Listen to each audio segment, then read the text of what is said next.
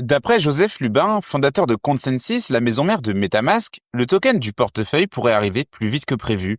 On fait le point dans un instant. Le Crypto Daily, le podcast qui traite de l'actualité crypto, NFT et métaverse. Salut, c'est Thomas du Crypto Daily, j'espère que vous allez bien, et c'est donc notre actualité principale aujourd'hui. On parlera aussi de la surveillance crypto dans l'Union Européenne, avant d'évoquer l'arrivée du PYUSD sur 9 nouvelles blockchains. Mais avant tout ça, et comme d'habitude, le coin du marché. Here comes the money. Here we go.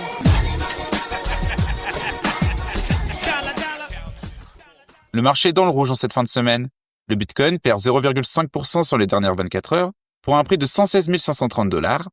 Ethereum chute de 1% pour un prix de 4 530 $. Le XRP perd 2,6% et le BNB ne bouge pas. Le Sol baisse de 1,5% et le Doge perd 1,9%. L'ADA baisse de 1% et enfin le Tron augmente légèrement de 0,1%. Le token de MetaMask arrive plus vite que prévu. Ces derniers jours, Consensys a lancé 2 nouvelles crypto-monnaies sur le marché, à savoir le token Linea du layer 2 du même nom, ainsi que le stablecoin MUSD de MetaMask. D'ailleurs, plus tôt cette année, les équipes du célèbre wallet Web3 avaient laissé entendre le lancement d'un token. Et lors de l'annonce du stablecoin, beaucoup ont donc cru qu'il s'agissait de ce projet. Or, il semble en réalité que MetaMask s'apprête bel et bien à lancer un token. Et pour cause, lors d'une interview accordée à The Block, Joseph Lubin, le fondateur de Consensys, a tenu des propos allant dans ce sens. Je cite. « Le token Mask arrive et il pourrait arriver plus tôt que vous pourriez l'espérer à cet instant. Il est fortement lié à la décentralisation de certains aspects de la plateforme MetaMask. Les paris sont donc relancés sur les cas d'usage que proposera ce token, ainsi que la manière dont il pourrait être distribué. À l'heure actuelle, tout n'est encore que spéculation, mais il est probable que les détenteurs du token Linea soient récompensés avec une certaine allocation de masques. En effet, Joseph Lubin avait laissé entendre la semaine dernière, à travers des propos assez vagues, que le fait de posséder des Linea pourrait rendre éligible à de potentiels airdrops. D'ailleurs, il n'en fallait pas plus pour que le cours du token reparte à la hausse, puisqu'il s'échange maintenant à 0,029 $, en hausse de 11,8% sur les dernières 24 heures.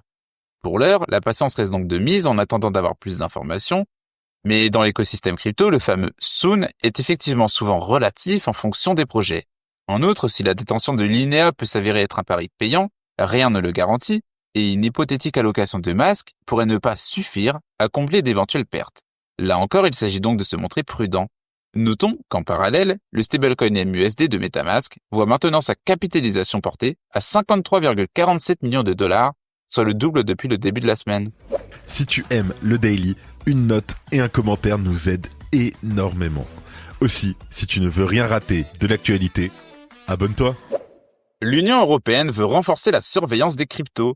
Lors d'une intervention au forum Eurofi à Copenhague, Maria Luís Albuquerque, commissaire aux services financiers, a déclaré que la Commission travaillait actuellement sur un projet pour renforcer la surveillance des marchés financiers et plus particulièrement de celui de la crypto. Il s'agirait de donner plus de pouvoir à l'autorité européenne des marchés financiers, basée à Paris, pour qu'elle puisse mieux contrôler les acteurs du secteur, et notamment les fournisseurs de services sur actifs numériques, l'IPSAN. Et voici ce qu'a déclaré Maria Luís Albuquerque à ce sujet, je cite. « Nous envisageons une supervision centralisée de certaines infrastructures de marché, telles que les contreparties centrales, les dépositaires centraux de titres et les plateformes de négociation.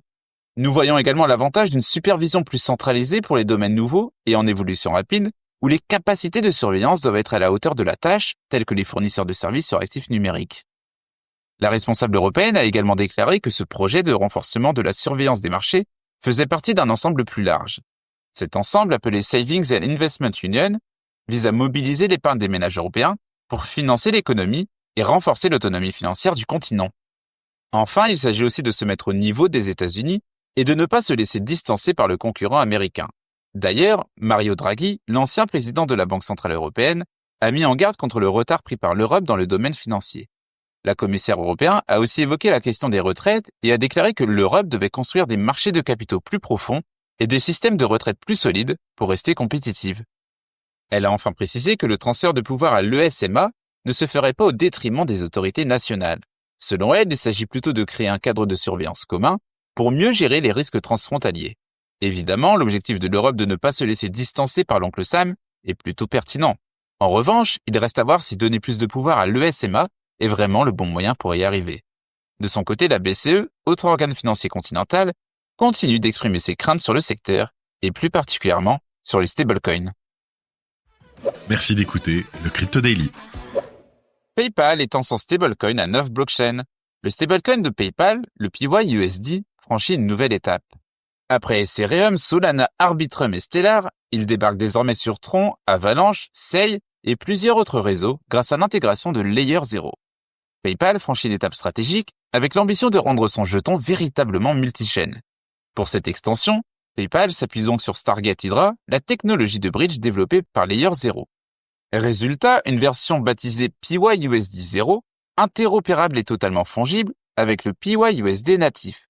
Autrement dit, qu'un utilisateur détienne du PYUSD sur Ethereum ou du PYUSD 0 sur Tron, il s'agit du même actif, toujours adossé, 1 pour 1, au dollar. En plus des nouveaux réseaux, les versions déjà existantes sur Berachain et Flow basculent également vers ce standard unifié.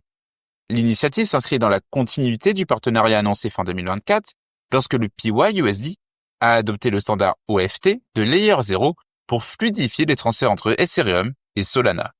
L'objectif est donc de supprimer la fragmentation de la liquidité et de permettre aux utilisateurs en self-custody de transférer leurs stablecoins entre différentes blockchains.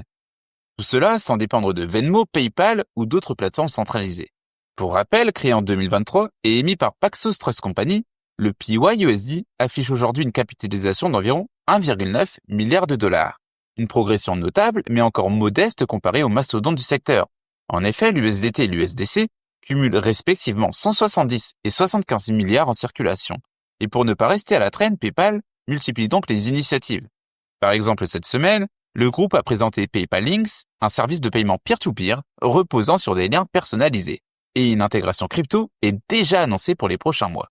L'objectif est clair, faire du PYUSD un instrument de paiement fluide, utilisable sur PayPal, Venmo et des wallets compatibles.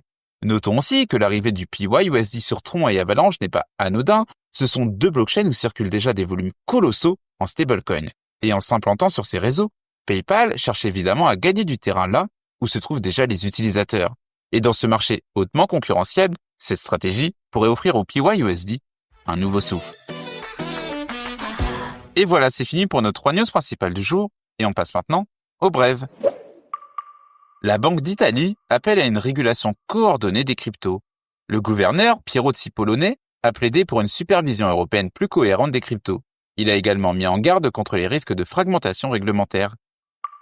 La mise à niveau Fusaka, attendue pour le 3 décembre. Les développeurs d'Ethereum prévoient de lancer Fusaka, leur prochain hard fork majeur, le 3 décembre prochain. L'objectif est de doubler la capacité des blobs et d'améliorer l'évolutivité du réseau. Nubank teste les paiements stablecoin via carte de crédit. Nubank, première banque numérique d'Amérique latine, va tester des paiements par carte en stablecoin adossés au dollar. Kalshi s'allie à Solana et Base pour booster son écosystème. Kalshi lance un hub avec Solana et Base pour soutenir les créateurs, traders et développeurs via des subventions. Les États-Unis et le Royaume-Uni discutent d'une coopération crypto. La ministre britannique Rachel Reeves et le secrétaire américain au Trésor Scott Bessent ont échangé sur une collaboration autour des crypto-monnaies. L'Union européenne prépare un 19e paquet de sanctions contre la Russie. Ursula von der Leyen a annoncé un nouveau paquet de sanctions contre la Russie. Ce 19e paquet visera notamment les crypto-monnaies, les banques et l'énergie, avec l'objectif d'accentuer la pression économique sur Moscou. Et voilà, c'est la fin de ce résumé de l'actualité du jour. Évidemment, pensez à vous abonner pour ne pas rater le suivant. Rendez-vous aussi sur Twitter et Instagram pour d'autres contenus d'actualité exclusifs. Je crois que j'ai tout dit, faites attention à vous. Et moi, je vous dis à très vite. C'était le Crypto Daily. Merci et à très vite.